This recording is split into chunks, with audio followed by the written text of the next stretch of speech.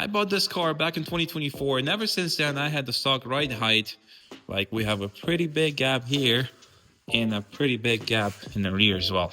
Right now the car is slanted a bit forward, so usually I have a pretty big gap in the front, like I can literally fit my fist in there. And I've had enough of that, so today we got some H&R springs. Shout out to AM Tuning for sending them out. Let's quickly take a peek of what is inside. Dang. So as far as I know, that the smaller ones or shorter ones, they go in the front, and these, they all go in the rear. It's kind of funny. We also get American flag, even though we live in Canada, and the spring's supposed to be from Germany, but we're definitely gonna put it on the car, maybe inside of the car. And then I think we have something about the springs, but the most important part is the springs themselves. As of right now, for the fitment setup, we have aftermarket wheels. I got them staggered. I have 9.5 inch in the rear and 8.5 inch in the front. When it comes to fitment, the rear is actually pretty flush, and in the front it's very close to being flush. About a month ago I put 13 mil spacers in the front, which helped with the fitment a little bit, but I think I could have gone 15 just for the perfect flush look. But we'll see. Today we're gonna put the springs on, see how it fits. Hopefully it doesn't rub, and if it's too much of a gap there, I'll put 15s on. But that's that. First, we need to get the tools. Some tools I'm gonna borrow from a friend of mine, but some tools I still need to go to the store and get. For example, like a spring compressor. So let's not lose the time. Let's get the car started up.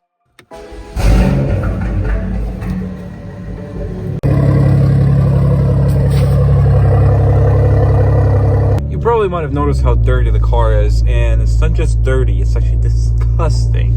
But the reason being is, now you can't see it, but it's winter, and the way the weather is in Canada right now is kind of weird. Like, it'll be minus 15 one day, then it'll be plus 5, then it'll be minus 6, snowy. We have a bunch of snow. Today is like plus 5. All the snow melts. Obviously I drive this car to work all the time. All that dirt that's on the roads just gets in the car, and there's no point in washing it, you know. And the thing is, I wash the car every weekend just to get that salt and extra sand and everything off of the car, and we protect the paint. But yeah, literally 2 days later, like, I think I washed it like 3 days ago, and it's all back to being this. So I'm really sorry for not having a clean car for the video, but we gotta work with what we have. For now, I just got to my friend's house. We're picking up some tools, going to the store, went back to my place, and starting to install the springs. 2 hours later. So a little update, we got all of them tools except a spring compressor. Apparently the store that we were gonna borrow it from has an inner spring compressor you put inside, but that's not exactly what we need. So the plan is, for now, to finish the rear, leave the car on a jack. I'll go to the store tomorrow in the morning, I'll pick up the tool that we need, come back, and then we'll finish it then.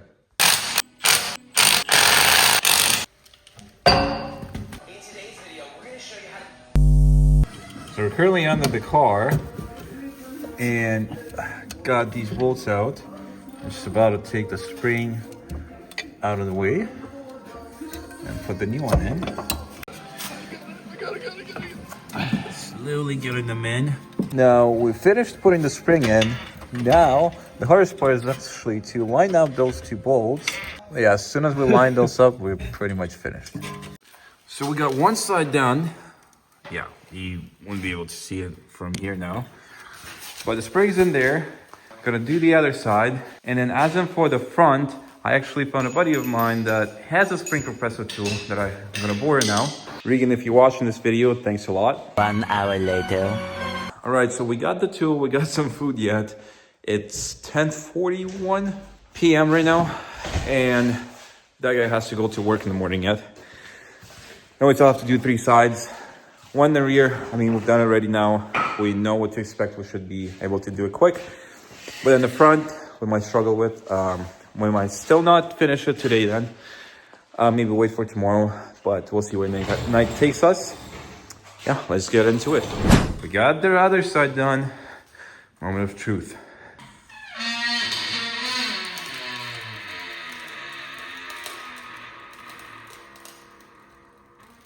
That has got to settle down yet. Now you gotta keep in mind that the suspension is still gonna settle a bit more as you drive. You can tell it's already lower than the stock one, but still gonna settle down a bit more. At least I'm hoping for it to. But first we gotta get the front done. So the difference between the rear and the front is that the front springs are on the strut itself. So what we'll have to do, we'll have to take off the strut. That's where we need the compressor tool to compress the spring, then take off the top of the strut. I'm not sure how it's called. Then take the old spring off, put the new one in. But to take off the strut, we need a specialty socket that we couldn't find, or you have to order in and wait for it for a while. So in the meantime, we made our own, actually, a buddy of mine made our own specialty socket. And yeah, it looks like this.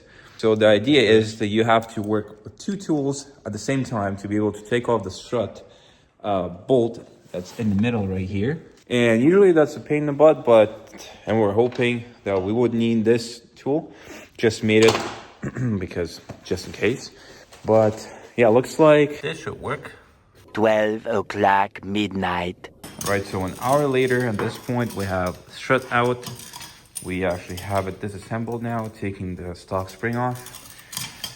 Oh yeah, just gotta put the H&R in, compress it, put the strut in. And the hardest part that we were struggling about is to take out the strut out of this ring, if you will. Because while the car is not new, it's been driven for over 125,000 kilometers. Over the time, it kind of compressed it too much, and it's a lot harder to take it off. It takes a lot more time. But let's go ahead and put the H&R spring on, and then quickly put the strut back in, do the other side. Eventually. Right, so the car is done. Now just cleaning up some tools, making sure that we all got it done. Right now it's 2 a.m. I'm not gonna show you the car yet. It's on the wood blocks still. We are gonna go get some sleep now. And in the morning, I'm gonna wash it, drive it somewhere and show it to you. For me, it's gonna be about a few hours, but for you guys, just a second. And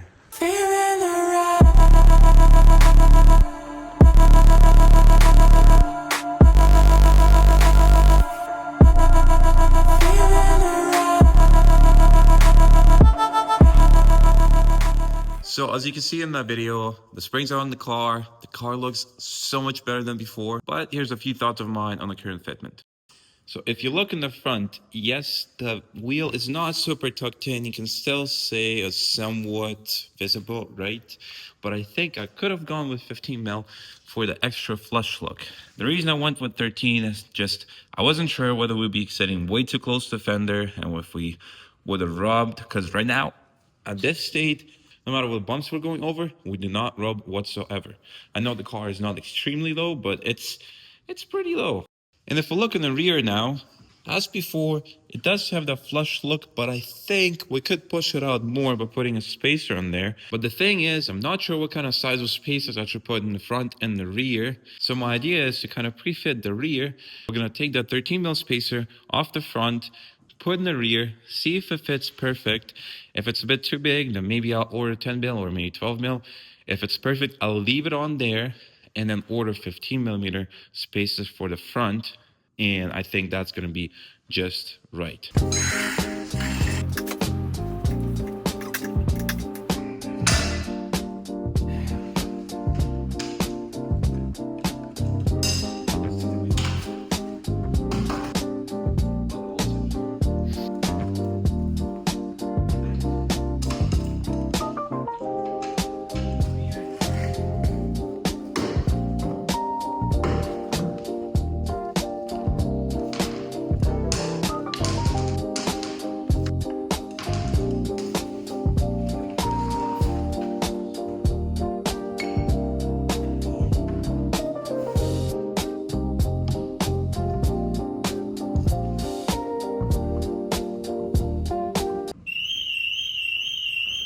Now, I don't know if it's too much or not.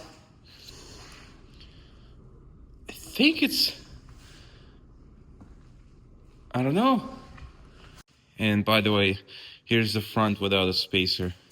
Like, from this angle, you can't even see the wheel. So now This is a no-no.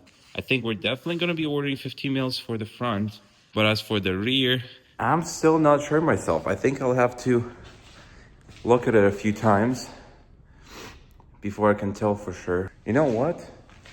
I might have to put the second one on to see how it looks from outside when the springs settle down a bit. But I think what we actually need is maybe a nearly 10 mil spacer, maybe a 5 mil spacer. I would like it to be a bit lower, but we gotta remember it's just lowering springs, no coilovers. We can't go any lower with that. Hopefully this summer though, we will be getting coilovers from H&R. I've got my eyes on them already. For now, like I said before, we are gonna be getting 15 mil spacers for the front. I think that's gonna play out pretty good. But for the rear, we're still gonna think about it, right? But I might have to finish the video on this note. We've done quite a bit of work. It took us nearly 8 hours, but it's done. We still have to get an alignment. whoops, my phone died. But yeah, we do need to get the alignment done. In the next episode, we're going to be doing more of the cosmetic stuff down to the car. Going to be putting some carbon fiber on it. I'm very excited. And if you're watching this video right now and you like BMW content, but you're not subscribed to the channel, please do so. We have so much in plans. There's going to be so many videos coming out. So please stay tuned, follow, and like the video. And as always, I'll see you next time. Peace.